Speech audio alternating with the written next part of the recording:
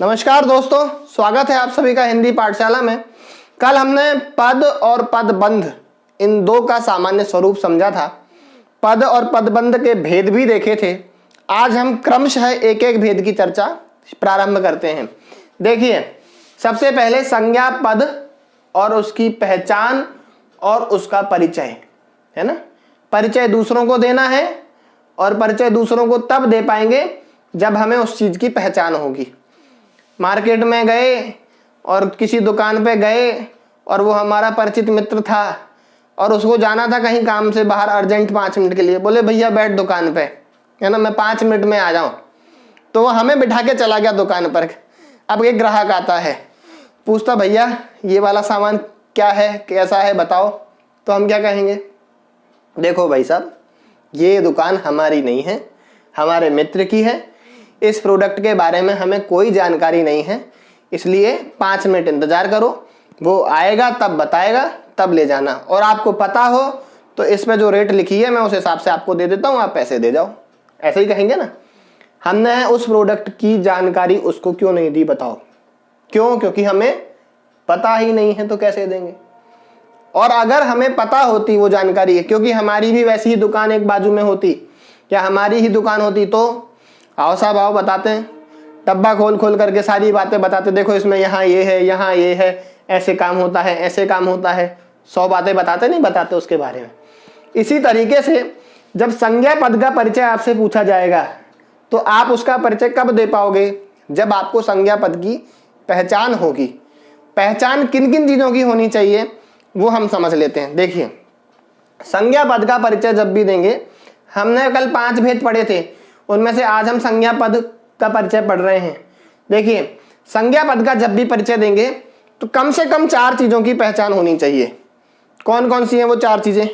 पहली है कि संज्ञा का कौन सा भेद है, ठीक है ना। दूसरी कि संज्ञा का कौन सा लिंग है। तीसरी, संज्ञा का कौन सा वचन है। और चौथी, संज्ञा में कौन सा कारक जुड़ा हुआ है या कौन से कारक का चिन्ह वहां पे है, ठीक है ना। अब ये 4 बातें आपको बतानी हैं जब भी आपको संज्ञा पद का परिचय देना है। लेकिन ये 4 बातें आप कहो कि हमें तो पता ही नहीं है कि संज्ञा के भेद कितने होते हैं, कौन कौन से होते हैं, तो फिर क्या करें? हमें तो पता ही नहीं है संज्ञा के कितने लिंग हो सकते हैं, हमें तो पता ही नहीं है संज्ञा के कितने वचन हो सकते हैं, उसमें कितने कारक जुड़ सकते हैं। तो इसके लिए हम आपको सामान्य जानकारी के माध्यम से संज्ञा के भेद, उसके लिंग, वचन और कारक की जानकारी दे रहे हैं। देखिए, संज्ञा के भेद मूलतः 3 प्रकार के होते हैं: व्यक्तिवाचक, जातिवाचक और भाववाचक, ठीक है। कुछ उदाहरण देख लेते हैं, साथ में स्वरूप समझ लेते हैं, ठीक है ना। व्यक्तिवाचक क्या होता है? इंडिविजुअल पर्सनैलिटी, यानी कि एक एकाकी जो व्यक्ति होता है, चाहे वह व्यक्ति हो, वस्तु हो, स्थान हो, कुछ भी हो, लेकिन एक सिंगल होना चाहिए, उसे क्या कहेंगे? व्यक्तिवाचक, ठीक है ना। अगर वो समूह में है तो फिर उसे क्या कहेंगे? जातिवाचक। और यदि वह किसी के भावों को दर्शा रहा है, वो हमारे अंतर मन की भावनाओं को टटोल रहा है, तो फिर वो क्या है? भाववाचक, ठीक है। उदाहरण देखिए, पशु, तो पशु क्या है? ये जाति है, जातिवाचक संज्ञा है, क्योंकि पशु में गाय भी आ जाती है, कुत्ता भी आ जाता है, बैल भी आ जाता है, भैंसा भी आ जाता है ना, और शेर, चीते सब आ जाते हैं, सब पशु हैं। लेकिन हम कहें गाय, तो कॉमन से प्रॉपर पे आ गए, लेकिन अभी भी प्रॉपर में भी कॉमन ही है। गाय तो बहुत सारी होती हैं, क्योंकि हम गाय में भी कहें हमारी गाय, तो हमारी गाय का कोई नाम होगा, है ना। जैसे प्रेमचंद ने अपने 2 बैलों के नाम रख रखे थे, हीरा और मोती, तो हीरा और मोती नाम के जो 2 बैल हैं वो क्या है? वो व्यक्तिवाचक संज्ञा है। लेकिन बैल शब्द कहेंगे तो फिर वो जातिवाचक हो जाएगी, और पशु शब्द भी जातिवाचक है। फिर हमने लिखा है घी, वास्तविकता में घी द्रव्य है और घी भी बहुत प्रकार का हो सकता है, इसलिए वो भी जातिवाचक ही है। लेकिन अंग्रेजी के प्रभाव से, इंग्लिश के प्रभाव से, जो इंग्लिश में मैटेरियल नाउन कहलाता है, वो हिंदी में द्रव्यवाचक एक संज्ञा का भेद बन जाता है। लेकिन वह द्रव्यवाचक संज्ञा वास्तविकता में जातिवाचक संज्ञा के अंतर्गत ही आ जाती है, ठीक है। ऐसे ही व्यथा, क्या है व्यथा? हमारे मन का भाव है, किसी चीज की तकलीफ हो, दीपावली पर फटाके बहुत फूटते हैं, जिस कारण पर्यावरण में इतना प्रदूषण हो जाता है कि बाहर निकलना भी मुश्किल हो जाता है हमारे लिए। सोचो जो प्रकृति में रहते हैं उनका क्या होता होगा। तो ये हमारे मन की व्यथा है कि दीपावली में फटाके ना फूटें तो हमारा पर्यावरण स्वच्छ रहे, हमारी सड़कें स्वच्छ रहें। जितनी स्वच्छ भारत अभियान की बातें हम करते और कहते हैं, वो एक दिन में हम इतना कचरा फैला देते हैं सड़कों पर कि कर्मचारी सफाई करते करते थक जाए तो भी कचरा साफ नहीं होता। ये हकीकत है। आप दीपावली अभी गई है, अपने यहाँ की सड़कें देख लेना, ठीक है ना। चलिए आगे, सुंदरता ये क्या है? ये गुण है, खूबी है। कोई चीज सुंदर हो तो ये उसकी क्वालिटी होती है ना। बहुत सुंदर चीज है साहब, देखो तो एक बार। मोहन एक व्यक्ति का नाम है, तो ये क्या हो गया? व्यक्तिवाचक संज्ञा है। बाजार ये एक स्थान है, लेकिन बाजार कहने पर कौन सा बाजार? बहुत सारे बाजार होते हैं, तो ये जातिवाचक है, ठीक है ना। और ऐसे ही दिल्ली ये भी एक स्थान है, लेकिन दिल्ली स्थान पर्टिकुलर एक ही है, इसलिए यह व्यक्तिवाचक है, ठीक है ना। तो स्थान में जातिवाचक और व्यक्तिवाचक दोनों भेद बन सकते हैं, लेकिन समझना पड़ेगा कब क्या बनेगा, ठीक है ना। और इस तरीके के ऐसे अनेकों भेद आपको देखने के लिए मिल जाते हैं जो कि संज्ञा के भेद के रूप में है। तो अभी हमने जितने पद पढ़े ये सारे शब्द हैं, पशु, घी, है ना, या व्यथा, मोहन, सोहन, बाजार इत्यादि जितने भी शब्द पढ़े ये सारे के सारे क्या हैं? शब्द हैं। लेकिन जब हम इन्हीं शब्दों को वाक्य के अंदर प्रयोग में लाएंगे तो ये सारे के सारे शब्द पद बन जाएंगे, और फिर इन पदों का परिचय पूछेंगे तो आपको उसमें पहली चीज बतानी है क्या? कि ये संज्ञा है तो इसका भेद क्या है? व्यक्तिवाचक है, जातिवाचक है या भाववाचक है। इतनी बात समझ में आ गई। चलिए आगे बढ़ते हैं। अब इसके बाद आती हैं तीन चीजें हमारे पास शेष बची हैं, वचन, लिंग और कारक। यूं कहते हैं लिंग, वचन और कारक। देखिए सामान्य सी बात है, कोई भी संज्ञा होगी या तो स्त्रीलिंग में होगी या तो पुल्लिंग में होगी। आप पढ़ करके देखेंगे, बोल करके देखेंगे और आप अपनी कॉमन सेंस का प्रयोग करेंगे, सामान्य ज्ञान का प्रयोग करेंगे तो आपको पता चल जाएगा कि उसका लिंग क्या है, वह पुल्लिंग है या स्त्रीलिंग है। ऐसे ही वचन, वह भी या तो एक वचन होगा या बहुवचन होगा। वचन शब्दों का प्रयोग किस आधार पर किया जा रहा है, किस तरीके से किया जा रहा है, उस पर निर्भर करते हैं। जैसे अभी आगे उदाहरणों में चर्चा करेंगे अपन। अब कारक क्या है कि कारक बोले 6 होते हैं मूलतः कारक, कर्ता, कर्म, करण, संप्रदान, अपादान, अधिकरण और संबंध को भी कारक कहा या माना जाता है। लेकिन वास्तविकता में मूलतः संबंध कारक नहीं होता है, हम उसे कहते हैं, हिंदी में माना जाता है, सो अलग बात है। क्यों? क्योंकि कारक उसे कहते हैं जिसका क्रिया से डायरेक्ट कनेक्शन होता है, और संबंध जो होता है उसका डायरेक्ट कनेक्शन कर्ता से होता है, कर्म से होता है, करण से होता है, संप्रदान से होता है, अपादान से होता है, अधिकरण से होता है, लेकिन क्रिया से नहीं होता है।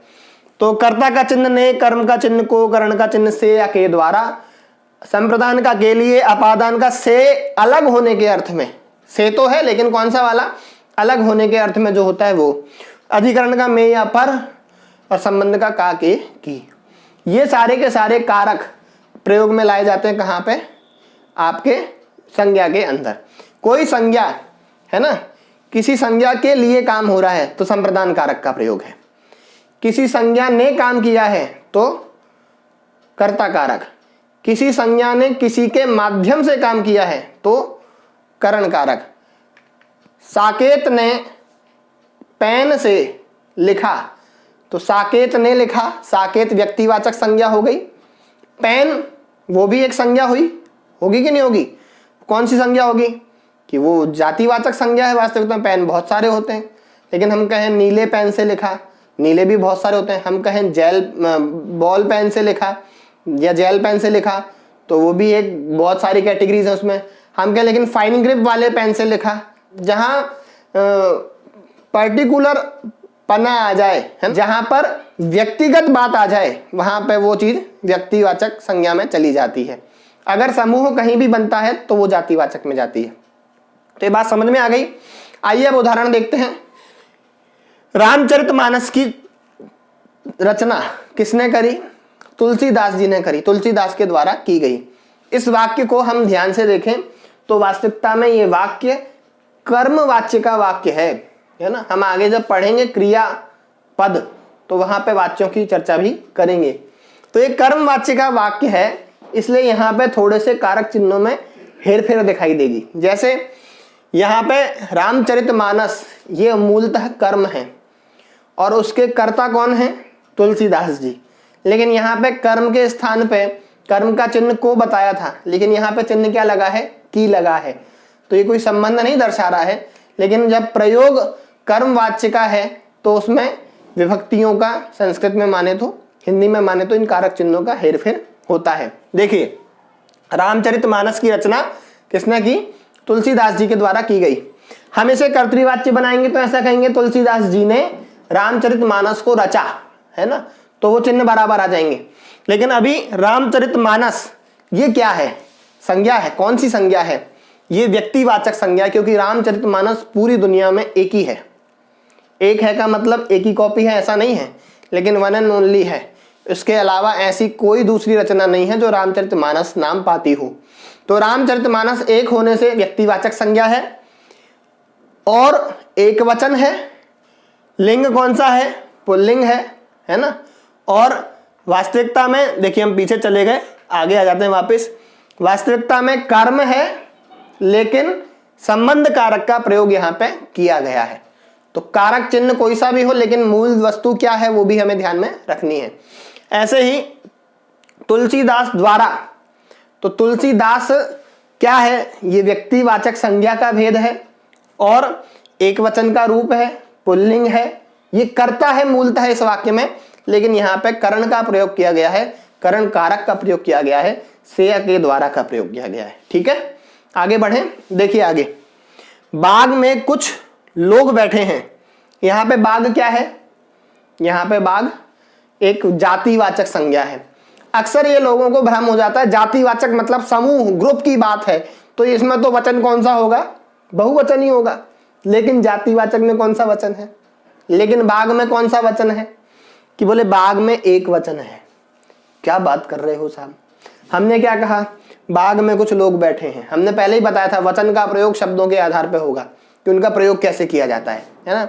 तो एक बाग में कुछ लोग बैठे हैं, तो जो कुछ लोग बैठे हैं वो बहुत सारे बागों में एक साथ बैठे हैं, एक ही बाग में बैठे हैं। एक बाग में बैठे हैं तो एक वचन होगा कि बहुवचन होगा? वचन का प्रयोग उसके वाक्य के या पद के प्रयोग के आधार पर किया जाता है। बाग में कुछ लोग बैठे हैं, जातिवाचक संज्ञा है, एक वचन का प्रयोग है, लिंग पुल्लिंग है और अधिकरण कारक इसमें आएगा, क्योंकि बाग में बैठे हैं, है ना। में पर ये अधिकरण कारक के चिन्ह कहलाते हैं। ठीक है, और उदाहरण देख लीजिए। सैनिक रण क्षेत्र में वीरता दिखाते हैं।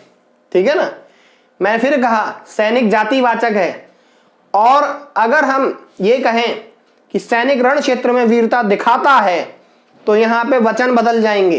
अभी जो वाक्य हमने लिख रहा है सैनिक रण क्षेत्र में वीरता दिखाते हैं, ये जातिवाचक संज्ञा के साथ साथ बहुवचन का वाक्य है।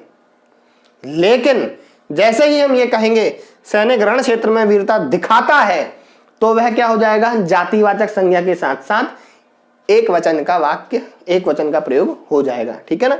इसमें सैनिक जो है वह बहुवचन का है प्रयोग और जातिवाचक संज्ञा है, कर्ता कारक है क्योंकि सैनिक करता है वो काम, है ना।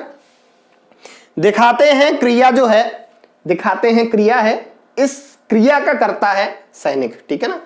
अब देखिए आगे, रण क्षेत्र। रण क्षेत्र में क्या है?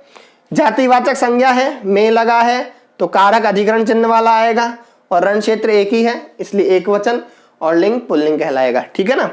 वीरता, वीरता अपने आप में अंतरंग का एक भाव है, तो ये भाववाचक संज्ञा है, वचन एक वचन है। लिंग कौन सा है?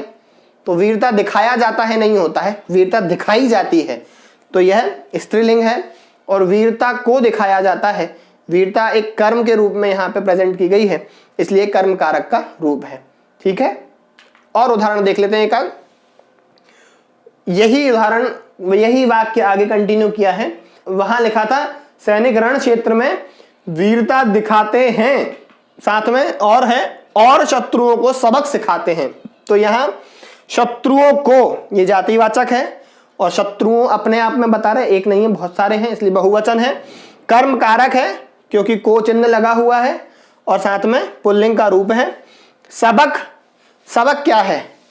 सीख है। सबक सिखाते मतलब एक रियलाइजेशन है, तो वो रियलाइजेशन जो है वो अंतरंग का भाव होने के कारण भाववाचक संज्ञा में जाएगा, एक वचन का रूप कहलाएगा और साथ में कर्म कारक का इसमें प्रयोग है। और सबक सीखा जाता है, सबक सीखी जाती है नहीं है, इसलिए पुल्लिंग यहाँ पे होगा। मैं लिख नहीं पाया हूँ, आप लिख लेना, पुल्लिंग होगा। ठीक है ना। इस प्रकार से जब भी आपसे संज्ञा पद का परिचय पूछा जाए तो आप कितनी चीजें बताएंगे? 4 चीजें बताएंगे। कौन कौन सी? सबसे पहले संज्ञा का भेद, दूसरे नंबर पे संज्ञा का लिंग, तीसरे नंबर पे संज्ञा का वचन और चौथे नंबर पे संज्ञा के अंदर प्रयोग किए जाने वाला कारक का चिन्ह। ठीक है, आज के लिए इतना ही। नमस्कार, जय हिंद, जय भारत।